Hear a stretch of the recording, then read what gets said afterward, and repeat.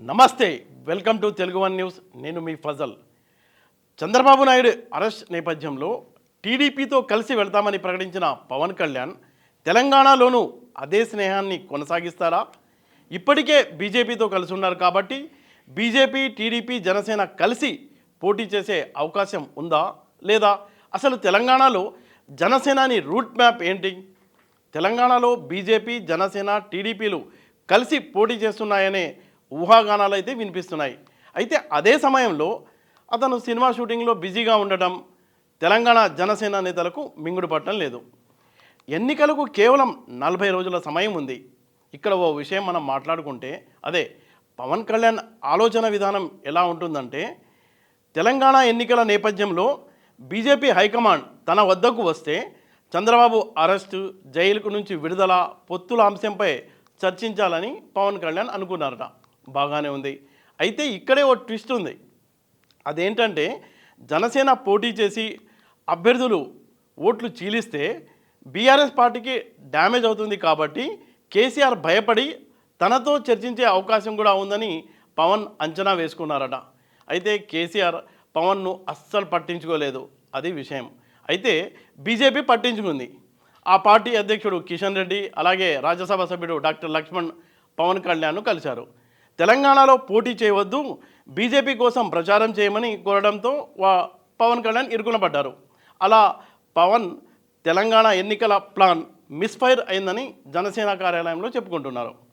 మీకు గుర్తుందా, తెలంగాణ ఎన్నికల్లో 32 నియోజకవర్గాల్లో పోటీ చేస్తామని కొన్నాళ్ల కిందటే పవన్ చెప్పారు. అంతేకాదు, జనసేన తరఫున బరిలో నిలవనున్న తెలంగాణ అసెంబ్లీ నియోజకవర్గాల పేర్లను కూడా ఆయన ప్రకటించారు. దాంతో జన సైనికుల్లో కొంత జోష్ పెరిగింది. ఇక జనసేన రాజకీయ కార్యకలాపాలు వేగం అందుకుంటాయని అందరూ భావిస్తున్న నేపథ్యంలో తెలంగాణ ఎన్నికల నోటిఫికేషన్ వచ్చేసింది. అయితే ఏం జరిగిందో ఏమో కానీ పవన్ మాత్రం మౌనంగా ఉన్నారు. రోజులు, వారాలు గడుస్తున్నా అసలు తనకేమీ పట్టనట్టు పవన్ కళ్యాణ్ వ్యవహరించడం జన సైనికులకు మింగుడు పట్టడం లేదు. పైగా బీజేపీ నేతలు పవన్ను కలిసి పోటీ చేయవద్దు, ప్రచారం చేసి సహకరించమని చెప్పినట్టు వార్తలు రావడంతో జనసేన నాయకులు నీరుగారిపోయారు. తెలంగాణలో జనసేన పోటీ చేయకుండా కేవలం బీజేపీకి సహకరించాలని కిషన్ రెడ్డి కోరారట. ఏపీలో జనసేన బీజేపీ పొత్తు కొనసాగుతుంది కాబట్టి తెలంగాణలోనూ తమకు సహకరించాలని కిషన్ రెడ్డి పవన్ను కోరారట.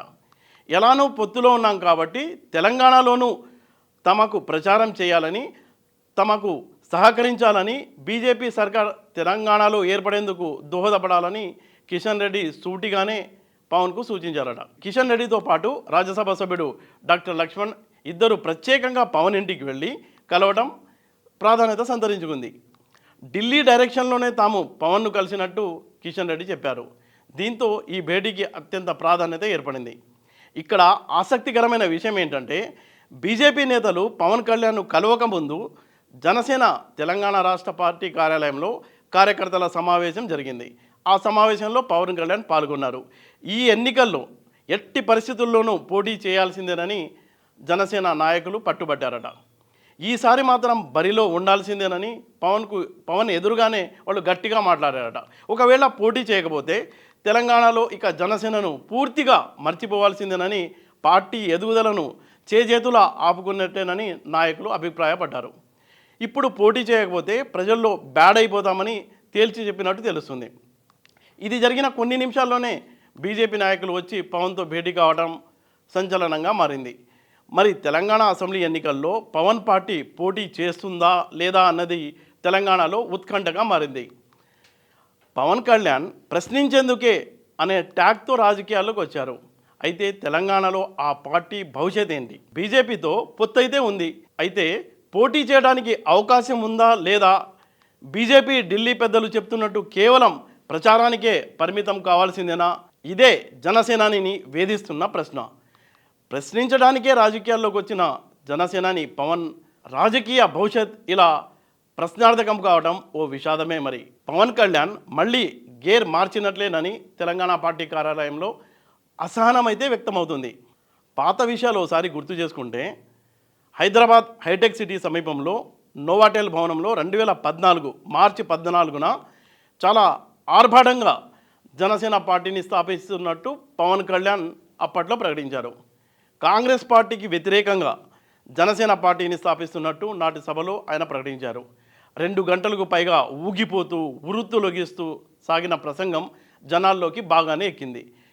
రాబోయే కాలానికి ఓ మంచి నాయకుడు మన ముందుకు వస్తున్నారని అప్పట్లో అందరూ ఎంతో సంతోషించారు. అయితే సీన్ కట్ చేస్తే 2014 సార్వత్రిక ఎన్నికల్లో పవన్ కళ్యాణ్ పోటీ చేయకుండా బీజేపీ, టీడీపీ మిత్రపక్షానికి మద్దతు పలికారు. ఆ 2 పార్టీలను గెలిపించడానికి ఊరువాడ తిరిగి విస్తృత ప్రచారం చేశారు. పవన్ మద్దతు పలికిన బీజేపీ, టీడీపీలు ఇటు ఏపీలో అటు కేంద్రంలో అధికారంలోకి వచ్చాయి. ఆ తర్వాత పవన్ ఏమయ్యారో ఏమో ఎవరికి తెలియదు. ప్రశ్నల ఊసేలేదు. అలా 4 ఏళ్లు గడిచిపోయాయి. తీరిగ్గా మరోసారి పవన్ ప్రజల ముందుకు వచ్చారు. బీజేపీ, టీడీపీతో పొత్తు లేదన్నారు, కటిఫ్ అన్నారు, వామపక్షాలతో స్నేహం చాచారు. అసలే మనోడు చెగువీర స్ఫూర్తితో రాజకీయాల్లోకి వచ్చానని అనేక సందర్భాల్లో ప్రస్తావించడంతో కమ్యూనిస్టులు పొంగిపోయారు. పవన్తో చెట్టాపట్టాలేసుకుని తిరిగారు. 2019 సార్వత్రిక ఎన్నికల్లో వామపక్షాలతో పాటు బీఎస్పీతో పవన్ పొత్తు పెట్టుకున్నారు. మొత్తం 136 నియోజకవర్గాల్లో పోటీ చేశారు. అందులో 120 స్థానాల్లో జనసేన డిపాజిట్ కోల్పోయింది.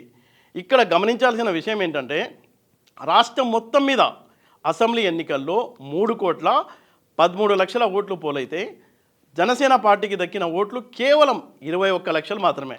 ఉభయ గోదావరి జిల్లాల్లో కొద్దో గొప్ప ఓట్లు లభించాయి. కనీసం అక్కడ పరువు నిలుపుకునే ఓట్లు సాధించింది జనసేన.